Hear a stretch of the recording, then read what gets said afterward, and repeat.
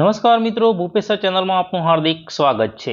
SS ગુજરાતમાં એટલે કે સીટીએસ પોર્ટલમાં શિક્ષકોની પ્રોફાઇલ કેવી રીતે અપડેટ કરવી, કઈ નવી બાબતો એડ કરવાની છે અને કઈ કઈ બાબતોનું ધ્યાન રાખવું તેની સંપૂર્ણ માહિતી આપણે આ વિડીયોમાં જોઈશું। જો ચેનલ પર પહેલી વાર આવ્યા હો તો ચેનલને સબસ્ક્રાઇબ કરો અને વિડીયોને લાઇક કરો। તો ચાલો હવે શરૂ કરીએ વિડીયો। સૌપ્રથમ મિત્રો, તમારા મોબાઈલ અથવા લેપટોપમાં કોઈ પણ બ્રાઉઝર ઓપન કરો અને તેના સર્ચ બારમાં SSA ગુજરાત ટાઈપ કરો। સૌપ્રથમ મિત્રો જે વેબસાઇટ આવે તેના પર ક્લિક કરો। ત્યારબાદ ચાઇલ્ડ ટ્રેકિંગ સિસ્ટમ છે તેના પર ક્લિક કરો। જેવું ક્લિક કરશો એટલે મિત્રો આ રીતનું ઇન્ટરફેસ આવશે। તેમાં યુઝર આઈડી, પાસવર્ડ અને કેપ્ચા નાખી લોગિન કરો। જેવું મિત્રો લોગિન કરશો એટલે આ રીતનું હોમ પેજ ઓપન થશે। તેમાં તમારા સ્કૂલની તમામ વિગતો શો થશે। બાજુમાં 3 ડોટ આપેલા છે તેના પર ક્લિક કરી અને ટીચર લિસ્ટ પર ક્લિક કરો। જે મિત્રો ટીચર લિસ્ટ પર ક્લિક કરશો એટલે તમારી સ્કૂલમાં જેટલા ટીચર હશે તેની અહીં યાદી શો થશે।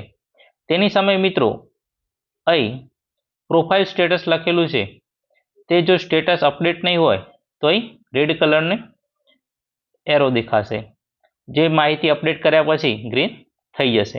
તો મિત્રો આ શિક્ષકની પ્રોફાઇલ છે તે કેવી રીતે અપડેટ કરવી તે આપણે જોઈએ।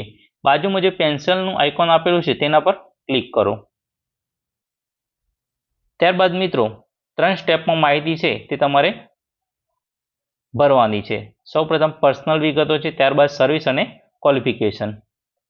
તો સૌપ્રથમ મિત્રો તમારું નામ, ફર્સ્ટ નેમ, મિડલ નેમ અને સરનેમ સર્વિસ બુકમાં જે પ્રમાણે હોય તે ચેક કરી લેવું। ત્યારબાદ ચોઈસ ફાઇલ આપેલી છે ત્યાંથી તમારો જે ફોટો હોય તે અપલોડ કરવાનો રહેશે।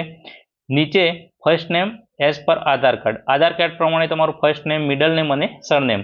મિત્રો આધાર કાર્ડમાં ભૂલ ભરેલું નામ હોય તો તે અહીં લખવાનું રહેશે।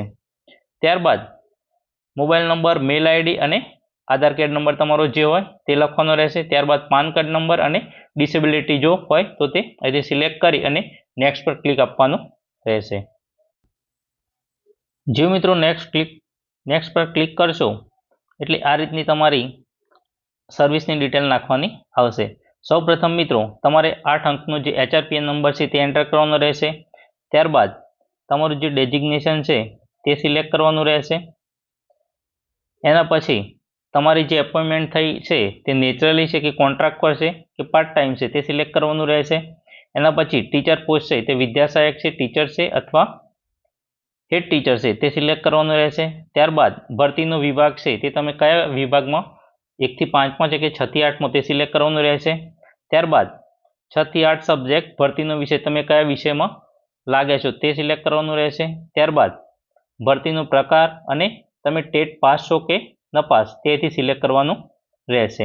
એના પછી ફર્સ્ટ સ્કૂલ જોઈનિંગ ડેટ, તમારી જે ફર્સ્ટ સ્કૂલ હોય તેની જોઈનિંગ ડેટ અને કરંટ સ્કૂલની જે જોઈનિંગ ડેટ છે તે એન્ટર કરવાની રહેશે। ત્યારબાદ રિટાયરમેન્ટ ડેટ અને એના પછી જો મિત્રો તમારી કોઈ ટ્રાન્સફર થયું હોય, જિલ્લા ફેર થયું હોય તો તે વિગત એન્ટર કરવાની રહેશે અને તે હાલ સ્થિતિ કેવી છે તે દર્શાવવાની રહેશે। એના પછી તમે કયા ધોરણના ક્લાસ ટીચર છો તે પણ દર્શાવવાનું રહેશે। એના પછી નેક્સ્ટ બટન પર ક્લિક કરો।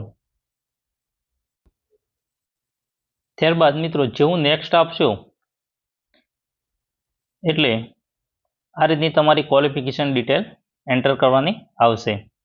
સૌપ્રથમ પ્રોફેશનલ ક્વોલિફિકેશન,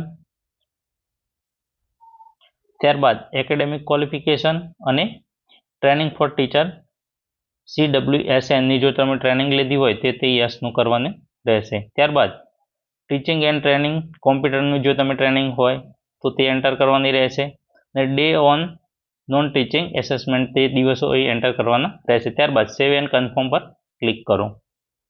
જો મિત્રો સેવ એન્ડ કન્ફર્મ પર ક્લિક કરશો એટલે તમારી જે પ્રોફાઇલ છે તે અપડેટ થઈ જશે અને અહીં જે પ્રોફાઇલ સ્ટેટસ છે તે ગ્રીન થઈ જશે। તો મિત્રો આ રીતે તમારી સ્કૂલના તમામ શિક્ષકોની જે ટીચર પ્રોફાઇલ છે તે અપડેટ કરવાની રહેશે। જો મિત્રો વિડીયો ગમ્યો હોય તો વિડીયોને લાઇક કરો, કોમેન્ટ કરો અને તમારા અન્ય મિત્રો અને બીજા ગ્રુપમાં શેર કરો। Thank you.